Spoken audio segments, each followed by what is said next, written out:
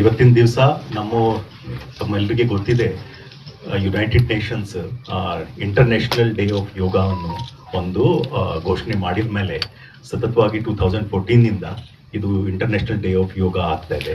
So ಅದಕ್ಕೆ ಪೂರ್ವಭಾವಿಯಾಗಿ ಒಂದು ಕರ್ಟನ್ ರೇಸರ್ ರೂಪದಲ್ಲಿ ಇವತ್ತು ಹಲವಾರು ಪೂರ್ತಿ ಈ ತಿಂಗಳಿಗೆ ಏನೇನು ಪ್ರೋಗ್ರಾಮ್ಗಳು ಆಗಬೇಕು ಮತ್ತು ಏನೇನು ಪಬ್ಲಿಕೇಶನ್ಸ್ ಅನ್ನು ಆಗಬೇಕು ಅದು ಮಾನ್ಯ ಸಚಿವರ ಅವರ ಅಧ್ಯಕ್ಷತೆಯಲ್ಲಿ ಮತ್ತು ಅವರ ಮಾರ್ಗದರ್ಶನದಲ್ಲಿ ನಾವು ಎಲ್ಲ ಮಾಡ್ತಾ ಇದ್ದೀವಿ.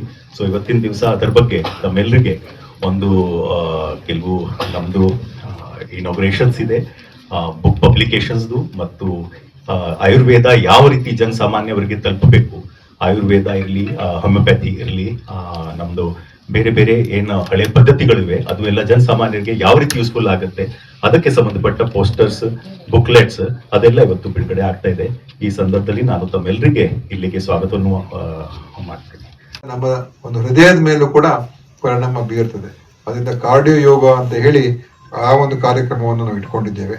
ಆಮೇಲೆ ವಿವಿಧ ಕಾಂಪಿಟೇಷನ್ಸ್ ಈಗಾಗಲೇ ಹೇಳಿದ್ರು, ಎಲ್ಲ ನಮ್ಮ ಕಾಲೇಜ್ಗಳಲ್ಲಿ ಮತ್ತು ಬೇರೆ ಬೇರೆ ಕಡೆ ಜಿಲ್ಲಾ ಮಟ್ಟದಲ್ಲಿ ಎಲ್ಲ ಸೇರಿ ಒಂದು ನ್ಯಾಷನಲ್ ಲೆವೆಲ್ ಕಾಂಪಿಟೇಷನ್ ನಡೀತದೆ. ಅದರಲ್ಲಿ ನಮ್ಮವರು ಕೂಡ ಭಾಗವಹಿಸ್ತಾರೆ.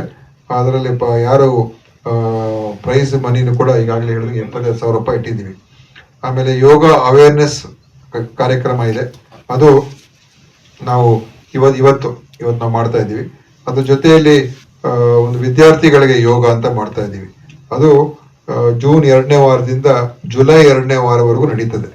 ಅದು ಸುಮಾರು 100 ಸ್ಕೂಲ್ಗಳಲ್ಲಿ ನಾವು ಆಯ್ಕೆ ಮಾಡಿಕೊಂಡು ಅಲ್ಲಿ ಜೂನ್ 2ನೇ ವಾರದಿಂದ ಜುಲೈ 2ನೇ ವಾರಕ್ಕೆ ನಾವಲ್ಲಿ ಯೋಗದ ವಿವಿಧ ಒಂದು ಏನು ಕಾಂಪಿಟೇಷನ್ಗಳು ಮತ್ತು ಯೋಗದ ಪರಿಚಯನ ಮಾಡಿಕೊಳ್ಳುವಂಥದ್ದು ಆ ಒಂದು 100 ಶಾಲೆಗಳಲ್ಲಿ ನಾವು ಮಾಡೋದಕ್ಕೆ ಹೊರಟಿದ್ದೇವೆ. ಸುಮಾರು ಒಂದು 25,000 ವಿದ್ಯಾರ್ಥಿಗಳಿಗೆ ನಾವು ಅದನ್ನ ಮುಟ್ಟಿಸುವಂಥದ್ದು. ಯಾಕಂದ್ರೆ ಅವರ ಆ ವಯಸ್ಸಿನಲ್ಲೇ ಯೋಗದ ಬಗ್ಗೆ ತಿಳ್ಕೊಳ್ಳಿ ಅಂತ ಮಾಡ್ತಾ ಇದ್ದೀವಿ. ಮತ್ತು ಇನ್ನೊಂದು ನಿತ್ಯ ಯೋಗ ಅಂತ ಕಾರ್ಯಕ್ರಮ ಇದೆ.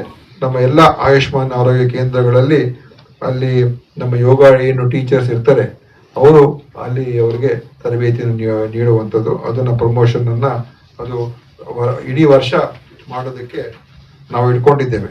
ಸೊ ಅದರಿಂದ ಈ ಯೋಗದ ಒಂದು ಹೆಚ್ಚು ಜನ ಇದಕ್ಕೆ ಆಕರ್ಷಿಸ್ತಕ್ಕಂಥದ್ದಕ್ಕೆ ನಮ್ಮ ಉದ್ದೇಶ. ಇವತ್ತು ಮಾನಸಿಕ ಒತ್ತಡದ ನಾವು ಜೀವನ ನಡೆಸ್ತೀವಿ ಮತ್ತು ನಮ್ಮ ಒಂದು ದೇಹದ ಒಂದು ಅನೇಕ ಇವತ್ತು ಕಾಯಿಲೆಗಳು ಬರ್ತಾ ಇರುವಂಥದ್ದು ನಮ್ಮ ಅಭ್ಯಾಸಗಳಿಂದ.